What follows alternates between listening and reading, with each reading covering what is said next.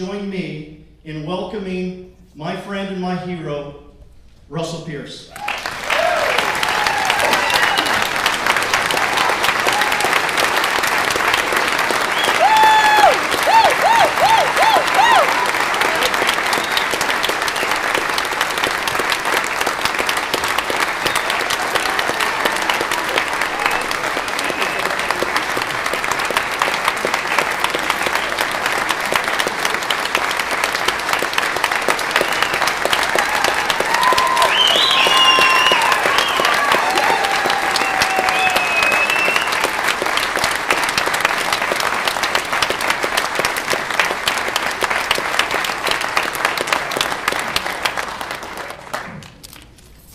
Wow. I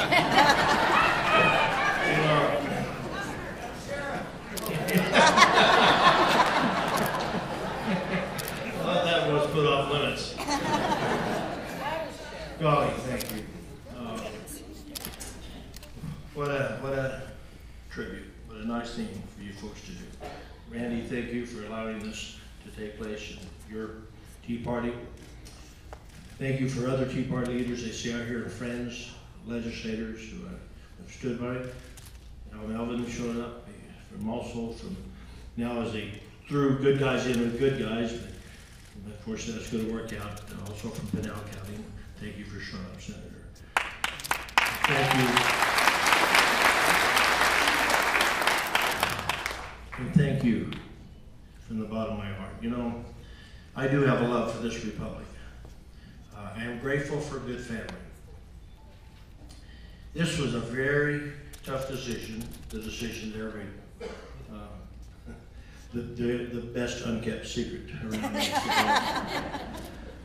But it's been a tough decision, a really tough decision. In fact, my wife was convinced that I'm not listening to all the clues. I was out in my storeroom loading stuff up for this, and I have a little dolly out there to make it easier to carry some of the boxes, as we all do. And anyway, it's sitting there, but it's kind of leaning back, not paying attention to the fact it's not sitting flat on the floor. I threw a big heavy box on it.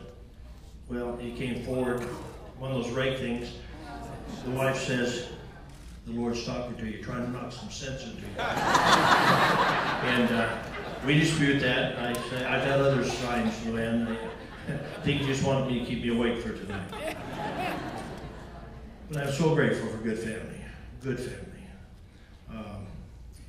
And that's what life is about. I think about our founders and their sacrifices. I think about the beginning of this great nation. You can't help but think about that. I mean, I do think about it. I'm a studier of the Constitution. I love this republic. I love freedom more than I want liberty and your security. I know that our job is to protect your life, your liberty, and your property, not to give you stuff. And that's sometimes a tough challenge. We've got this entitlement mentality out there today, where everybody thinks they have a right to other people's stuff. I don't know where it's going to end. I do know that we have a government, like Michelle Bachmann said, a gangster government in D.C. It's out of control. Wild spending, deficits beyond belief. I don't know that our great-grandchildren are going to be able to pay off that debt. And I worry about it. Folks, I'm doing a lot of fun stuff right now. Have a little, not a great big radio program, but I love it. On Monday nights at 7 p.m. I have fun there. It's political talk. It's politics unplugged. You know, we have a great time. I'm president of an association called Bad Amnesty now, and I get to speak to groups across the country.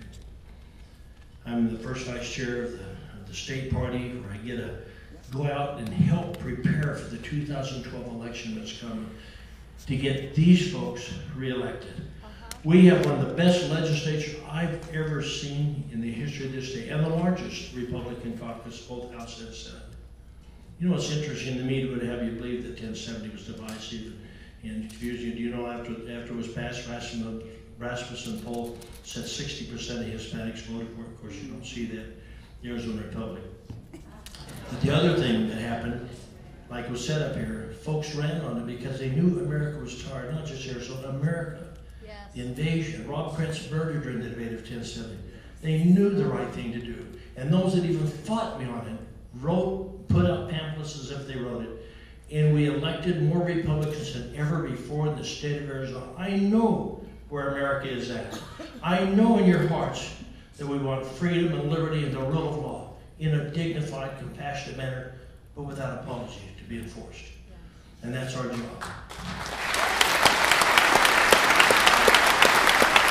And no matter how nice you are, there'll be people that'll call you name. I came in here tonight and I noticed some of my friends from Phoenix showed up and had the bullhorns out there. And immediately started calling me names, and I thought, what a shame. You know, how demeaning. It's kind of like the Employer Sanction Bill run. I appreciated Judge Wake, who was a federal judge who ruled on it. And one of his first comments was, this bill is so important. It actually hurts the minority community by not enforcing these laws more than any other group of people. They're the ones that ought to be grateful for this. It's their neighborhoods, their communities, their jobs that are most impacted by that. So I took that as a badge of honor. It is about preserving not only Joshua Americans, but those that deserve and need the law enforced. It impacts the most. So anyway, it's been a long battle. And I say I'm having a lot of fun doing things that I'm doing, and the media's not calling every day. And that's kind of fun. I know my wife appreciates that. And my wife has been praying against me making a decision in a positive way. She's supportive, whatever I do, but she's been praying awful hard. Don't worry about that. Now they know she'll be impacted the most, out of fairness to her. But you know, I look at my sweet grandchildren. I'm blessed with 14 grandchildren. I understand that's the end of it. A couple of my sons here tonight tell me that is the end of it. But you know what? I have 14 beautiful grandchildren. And I spend a lot of time, as much time as I can, and my wife loves being a full-time grandma with those children. And I think about their future. And I think of whatever Andy had to drink, he must have shared it with me. But I think about my youngest grandchild, little Tatum, 15 months old, at that perfect age, excited about everything. Excited when she sees Grandpa and Grandma. Just loves coming over. And first word she said was Papa, not a bragging. That's me. And I think, what kind of a world is she going to grow up in? Look what's going on around us. We're destroying this legacy that was given to us through sacrifice and ultimate price paid by some. I know in this room we've got a room full of patriots. And Randy, I assume you had them stand up at the beginning. I was outside. We did. And I want you to know how much I appreciate that. The sacrifices made for freedom, because freedom isn't free. And I know you that are here, some of you are lucky to be here. And I know some of you lost family and friends in these battles. Sheriff joined the Army during the breakout of the Korean War. He was very young. You know, and I think about the service of those and others here too, and I'm so grateful for that. And again, it would have been an easy decision for me to continue to do what I'm doing now and having fun. I have folks that want me to, I get a chance to speak around the country. The sheriff and I are going to California in April, or May. I'm going also over in April. He travels all the time. I don't know how he does it. But I've had invites to Minnesota, Tennessee, and other places to speak because they're so grateful, so proud of what Arizona's done. I get calls all across this nation and emails all across this nation. Arizona is leading the fight for freedom and states' rights. It's not about 1070 as much as it's Arizona's right. Yes. It's like when the Supreme Court just upheld employer sanctions. What was Judge Roberts' comments in there, who wrote for the majority? He said not only does Arizona have a right, they have an obligation to enforce these laws. Citizens have a constitutional right to the expectation of enforcement of our laws. I know my duty, and it's not always fun. You know, you say what you think from the heart, and then the media tells it in a way that's not fair. Or they pick out another piece and they make you look like a mean, nasty old man. It's disappointing. But it goes with the territory. I don't expect better treatment from that. And I think that's one of the things that worries my family when they've had this little reprieve. You know, everybody gets a vacation, but there's no time to go back to work. By the way, I made some notes. but I forgot to bring glasses. And I don't usually look at them anyway, but the point is, I'm at the age now where I can live without sexting on my glasses, so I left my notes over there. I'll have a talk with the wife later. But I want you to know, from the bottom of my heart, I love these founding principles. I read about the real George Washington, the real Thomas Jefferson, the real Benjamin Franklin, the real Thomas Paine, the real Patrick Henry, give me liberty, give me death, but very few have read that entire impassioned speech. Many of you probably don't know the story, and I know Randy's told it here before. Some of you know me here about Thomas Prince, the old pastor of the Old South Church in Boston, and the miracle that took place there. Wouldn't have been in America without that miracle. It would have never got started off the ground. And for you that don't know, I'll just tell you quickly, you wouldn't hear this today, but he had a governor of Massachusetts then that asked for the state, the colony, to fast and pray for 2 days. Because there was an Argonne coming. There was a huge fleet of big ships coming, well-armed, big guns, big cannons, over 100. And their mission was to destroy every coastal city. That's where almost the entire population of this new land found on freedom was at. Had they been successful, there would have been no America. Almost the entire population lived in those coastal cities, as it was a new country, and that's where they landed and settled and built their homes. Their mission was to destroy, to level every one of those cities. They knew we didn't have an army, we didn't have a navy. This was the French fleet coming over. After that 2 days of fasting and prayer, Thomas Prince called his congregation together, and a man that spoke clearly prayed openly for God to smite that enemy, destroy the enemy, kill those, sink those frigates. Out of nowhere, a storm rose across that ocean. The clouds, the skies grew black, dark. A hurricane happened, and almost the entire fleet was sunk. The few ships that were left were damaged and went back to France. Not a single shot was fired. Folks, we have many of those miracles that occurred. God had his hand in the making of America. Yes. And with that, we have a sacred duty to this land. And then we can talk about the stories of George Washington, the unkillable George Washington, and those miracles. If you're not read them, you ought to read them. If you've not told your children and your grandchildren about them, you ought to. Yes. If we're not teaching our grandchildren, our children, grandchildren, and great-grandchildren about these founders and instilling a love into them, they won't learn. They won't learn in the school. And if they don't love them, how can they defend them?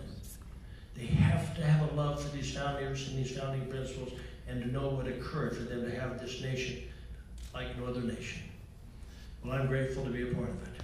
And we have a revolution today that must take place, a revolution of returning to those founding principles.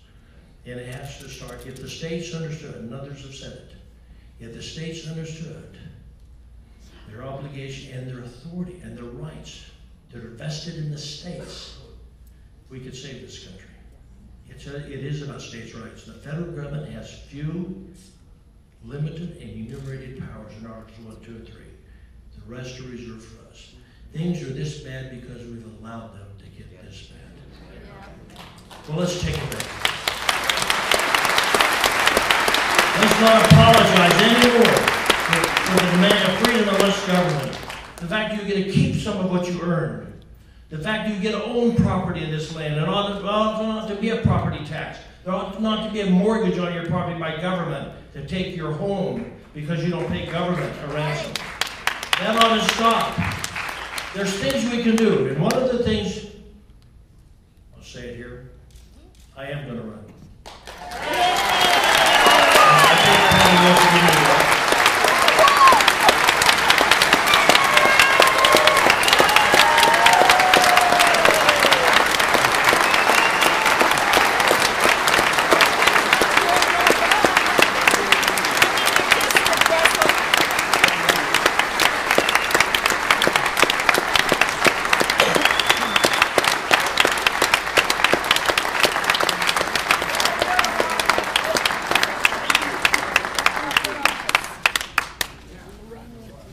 God be willing.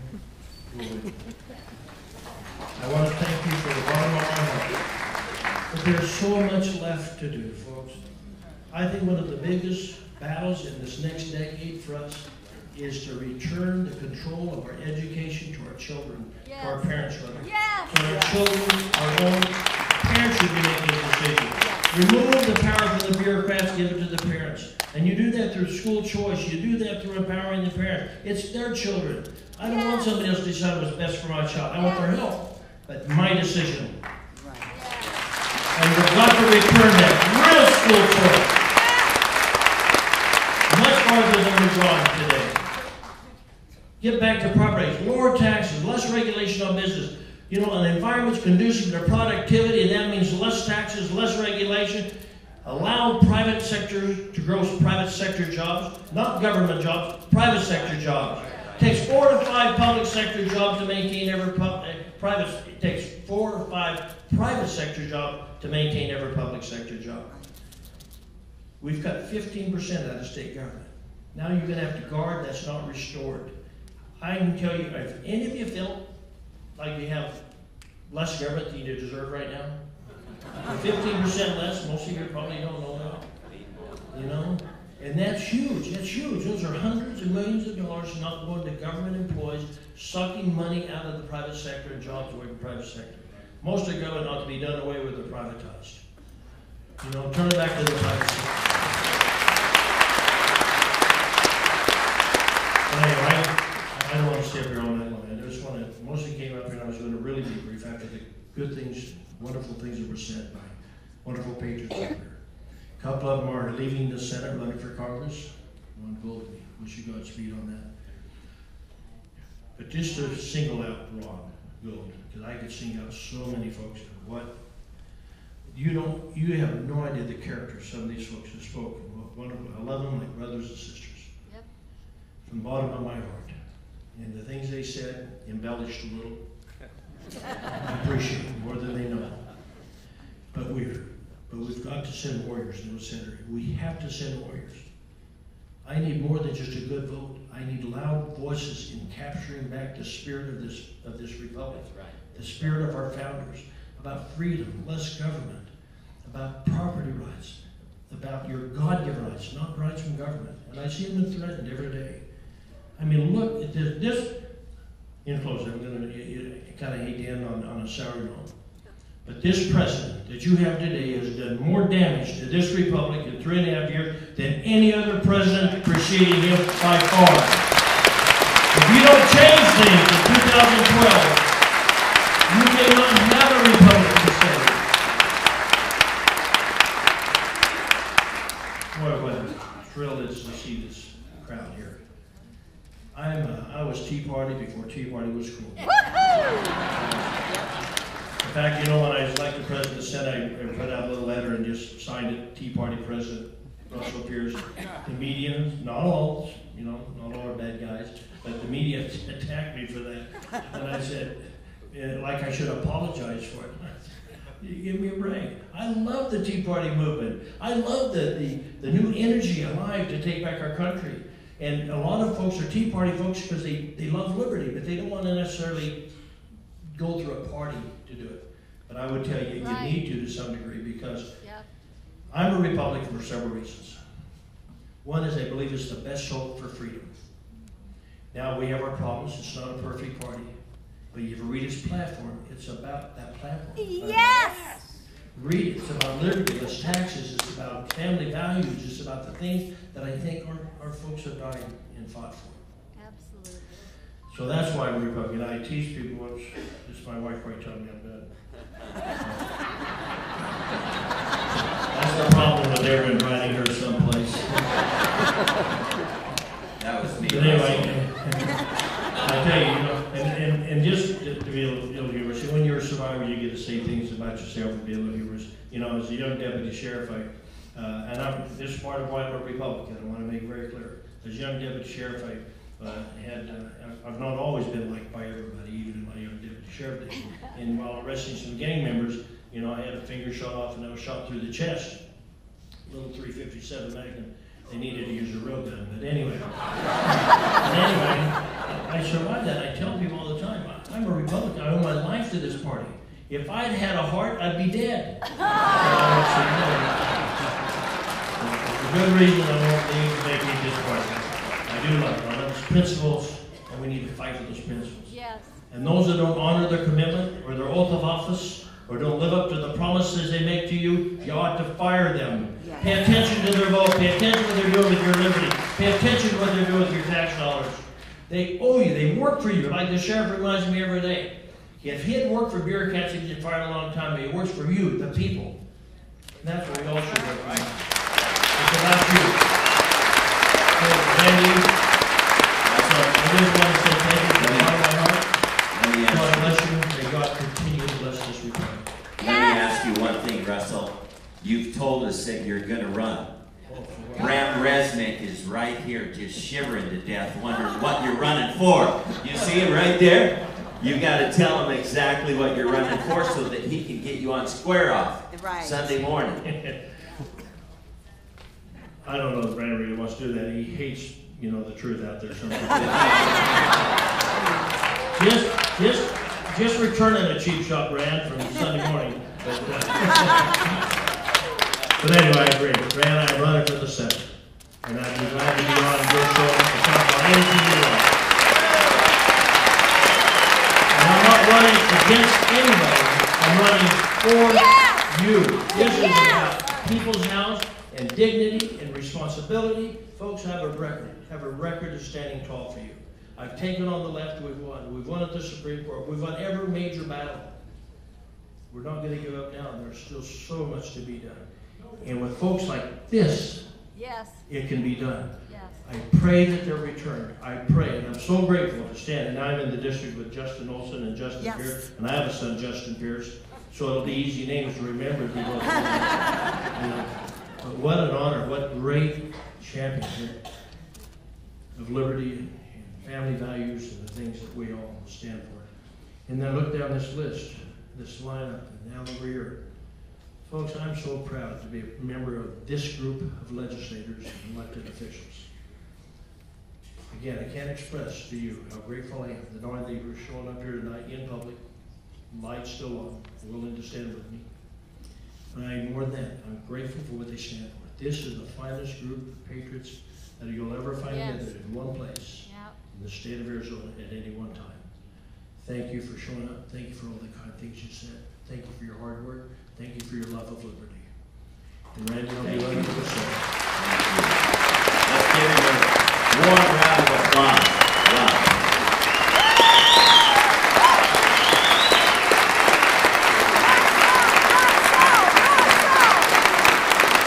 You can meet him out in the lobby on your way. If the cameras could please move on out into the lobby, we would appreciate it. Thank you all for coming tonight. This was the Red Mountain Tea Party. Come back again on a Monday night and join us in this fight for liberty with the greatest patriot in Arizona, Russell Pearce.